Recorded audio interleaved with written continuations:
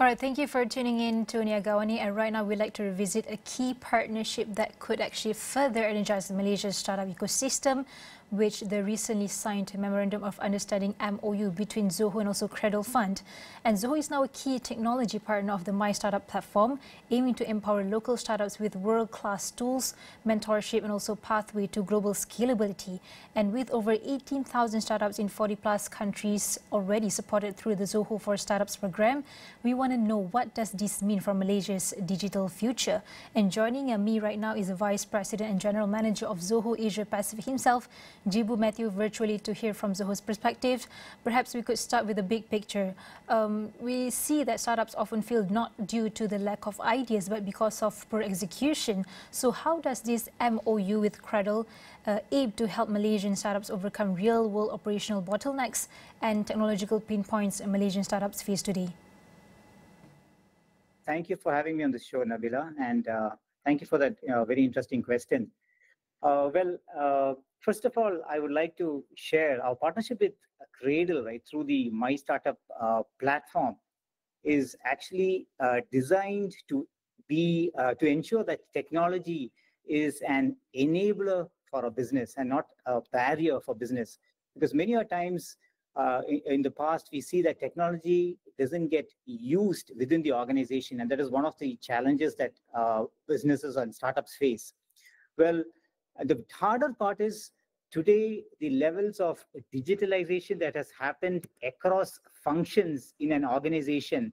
What that means is there are so many tools, and startup founders and ecosystem businesses actually find it difficult to actually put all these tools together into a functioning operations tool for their teams. Well, that's where Zoho, as a suite of technology products built on the same platform, brings a big difference for the ecosystem. Well, if you look at how Zoho does things, we started off as a startup ourselves, and we believe we still run like a startup at heart, even though we are like close to 20,000 employees globally. Well, when you look at how we have built our tools, we have built it up from the ground up, which means we have built it on the same technology platform. The tools share the same backend. It's built on the similar technology, which means when we come out with tools like, say, a CRM or our finance tools or HR tools, they all run on the same backend, and everything is built from the ground up and never actually bought and stitched together. That gives us an advantage to make the user experience for an organization to actually get started. So I think those are actually fundamental aspects to make sure that technology is an enabler rather than a barrier for an organization to get started. Well, what that means is we are trying to create real value at the operational level for the startups so that they can actually focus on building on the ideas that they have. And let's have a reality check, Gibu, where in today's fast-moving environment, especially post-COVID, startups are also navigating compliance, data security, and also rapid scaling. So how do your tools actually cater to startups in regulated or fast-evolving sectors, regulated industries like fintech and also health tech, for example?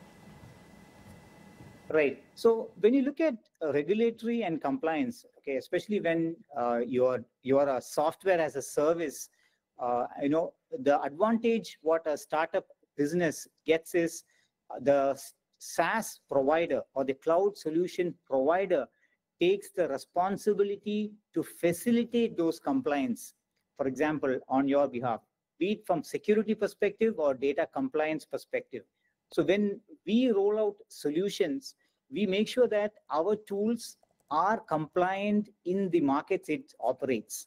We make sure that for example, from a security perspective, we ensure that we have the best practices in terms of cybersecurity practices, be it from the back-end side or best practices on how organizations should implement those security practices within their teams. Because if you think of it, right, a lot of times, especially when it comes to security, right, the weakest link in the chain of security users or the users who use the tools is people. So we actually bring in best practices in terms of how tools have to be balanced in terms of security and compliance versus user experience for the employees who use the tools. So we bring in those best practices, our learnings from a global perspective, and we distill it in a way that is easy to use for organizations to get started and not be overwhelmed. And in addition to that, right, say for example, we have some basic fundamental principles on which our organization runs, be it in terms of how we run our security practices, or more importantly, in the recent times, I would say data privacy, right? So when we came out with support for GDPR, maybe it's over like 5 to 7 years ago. For example, when GDPR was, we supported GDPR, it was not specific to just Europe. So our CEO actually announced that we would be GDPR compliant in spirit and in action globally, right? So we have been making sure that privacy is actually a very fundamental aspect how we run and take design decisions. So when we build tools, we keep these things in mind so that we are compliant. We do not have, for example, an advertisement-driven business model also in our tools. So which means when our designers, when our developers, when our architecture designers and architects work on our tools, we make sure that those best practices are put into place right from day one. And it has been done historically, which means today when we look at how AI and generative AI is so common, if you look at it, AI makes sense only when there is a lot of data. And this is one thing we assure our customers also, wherein we have taken the best practices for at least a few decades, and we are actually even ready for that AI age wherein you need to have more data, even more data to make better decisions. So we are in such a position because of the basic principles on which our organization has been running.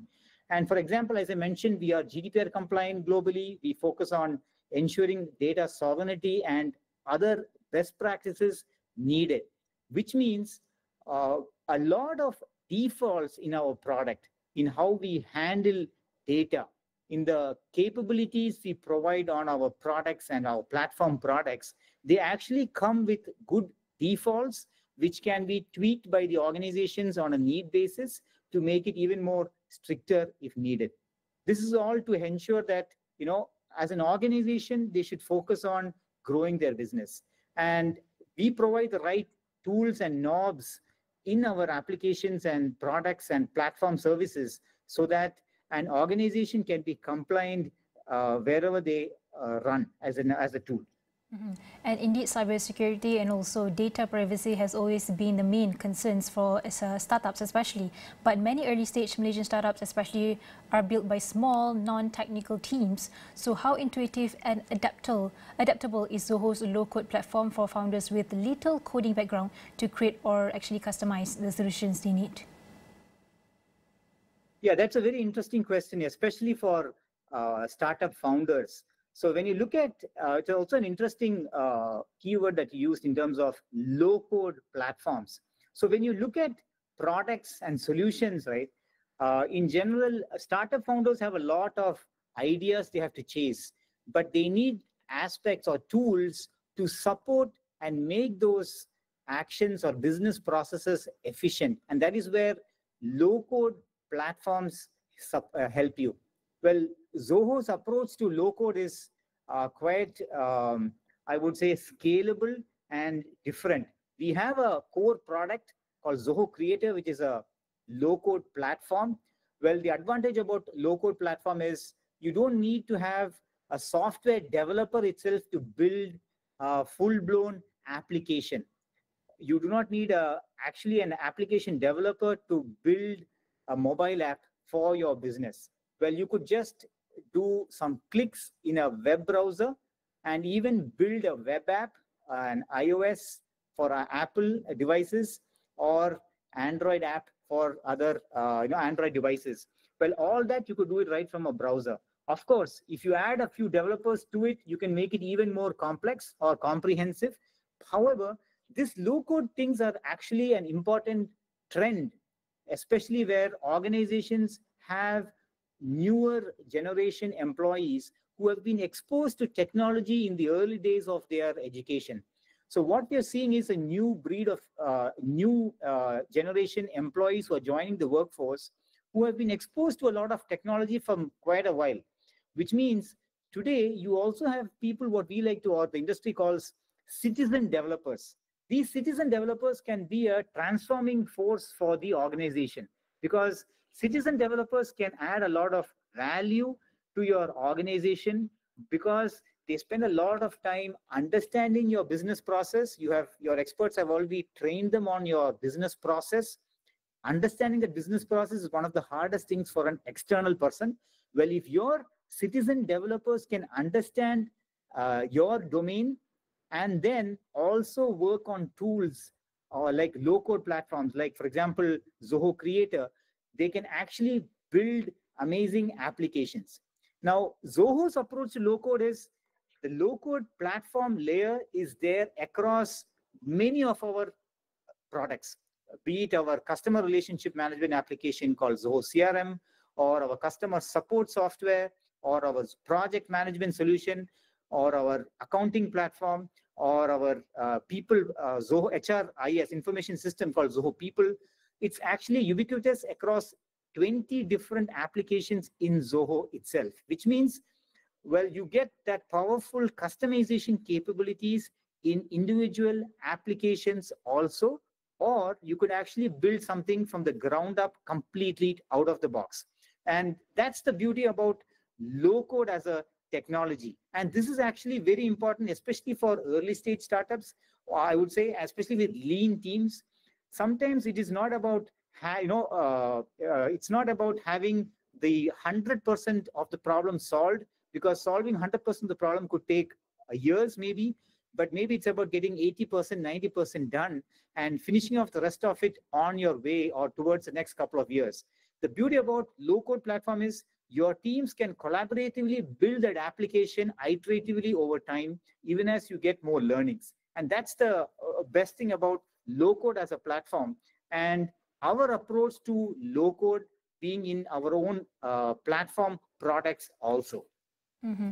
And besides being a low-code platform, I like how Zoho tailors its support for high-growth verticals, like, for example, fintech, health tech, and also green tech, beyond just offers just generic productivity tools, because we know the digital adoption right now remains uneven across sectors. But Gibu, as startups scale, they often outgrow their initial tech stack. So in your opinion, what's Zoho's approach to actually ensure continuity across the startup journey, from MVP stage to regional expansion, without forcing costly rip and replace transitions? Yeah, so when you look at the startups, like, for example, verticals like health tech, green tech, if you look at some of these verticals, right, a lot of, even fintech, for example, right, for example, they are the most advanced in terms of technology adoption. Right? So they may not want just a basic tool, but they will want something that is able to keep up with their innovation. When you look at, normally the banking and finance sectors, they adopt technology quite fast. Similarly, technology that is applied in consumer tech, right? For example, your social networks and other aspects, they also adopt technology quite fast. Now, these are verticals or industries where they actually adopt technology faster. And what they need is, they need tools that are able to keep up with what they do. Now, when you look at tools that we provide, for example, we give a lot of things by default with best practices that we learn globally in our tools. However, as I mentioned in the previous statement about low-code platforms, our products are not just configuration capable, but you can even customize it with low code. You can even customize it with professional code, which means you could write entirely software code from the ground up and drop it into our application to make it even more dynamic. So which means it actually scales according to the needs of the business. And be it whatever be the industry vertical, well, it actually supports that model. For example, if you look at fintech startups, right, they could leverage Zoho Books for real-time financial tracking. It's not just about fintechs, obviously. Zoho Books can be used by business SMEs and other businesses also. They could build custom workflows, maybe with our low-code platform creator to facilitate some specific use case that they have. And each of our tools actually become much more powerful and are flexible. And it actually is an enabler in an industry agnostic way. And the most important thing I would say is, it's not just about digitizing workflows, it's also about how you can empower a startup to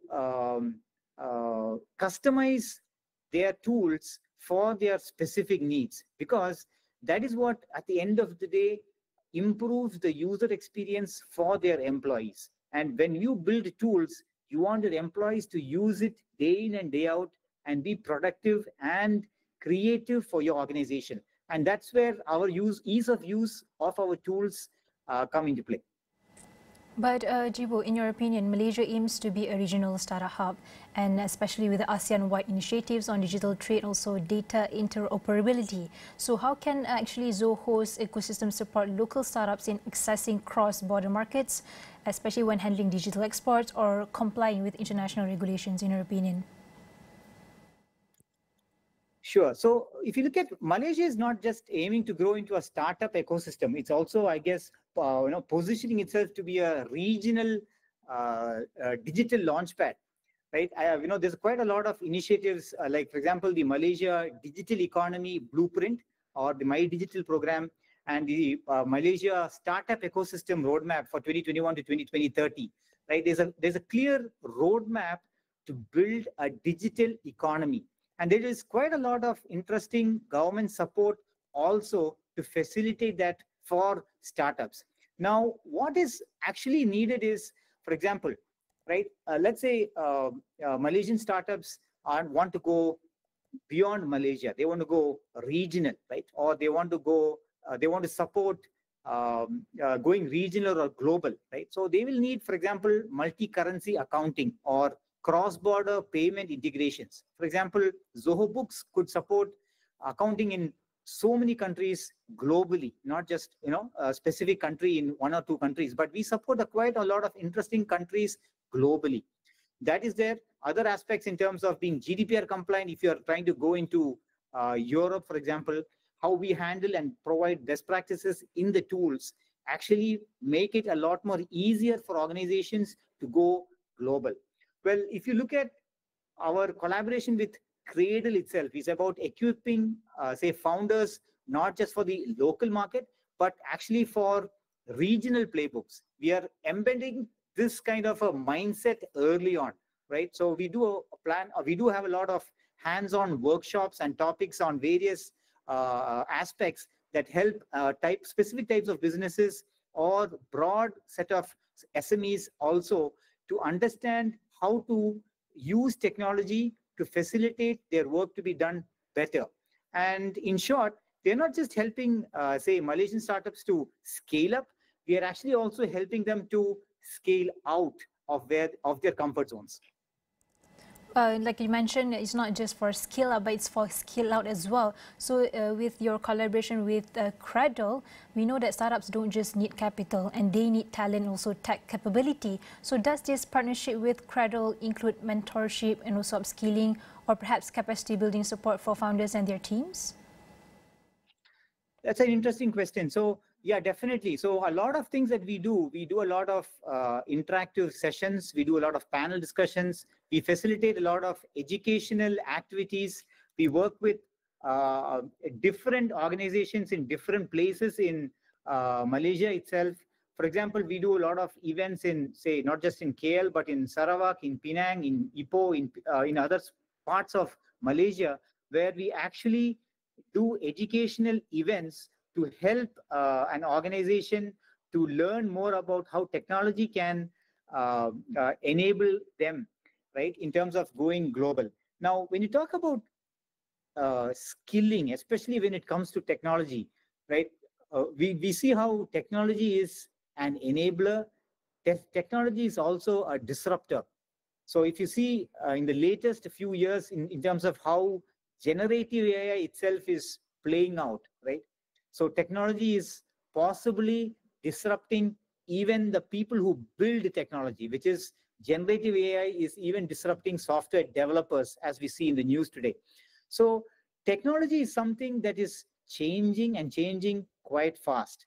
So the fundamental tools that you use in an organization should facilitate creativity and collaboration. So our tools, for example, facilitate collaboration and learning within the organization. We have products like Zoho Connect that helps you to create functional and cross-functional teams and groups and conversations and facilitate creativity and ideas to bubble from the bottom up.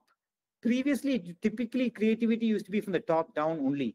But today, with how technology has kind of flattened decision making, we believe that creativity is now all in all the team members. So we build tools to facilitate that so that ideas can be shared across team members. That is actually a very important aspect.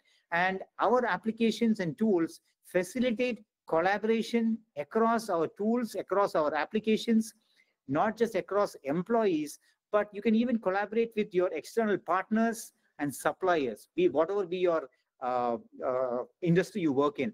So those are very important aspects, especially when you're trying to go global or go regional, and when you're working with environment which is fast changing, not just in terms of technology, but where things are changing even in terms of compliance, and where you need to make quick decisions. Well, enabling those tools make it easier for every team member to make those qualified decisions to make your organization a lot more agile.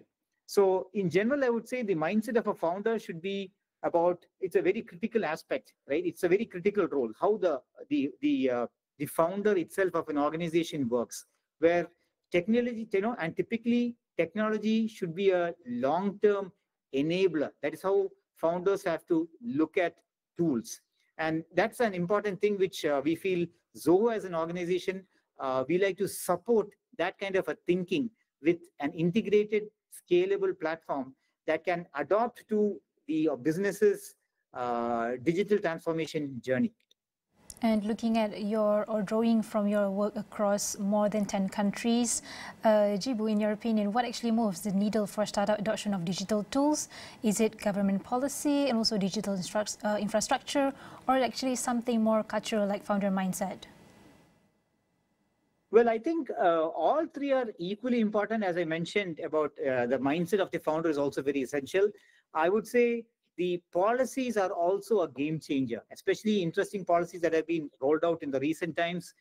We have the e-invoicing itself happening even as we speak in Malaysia.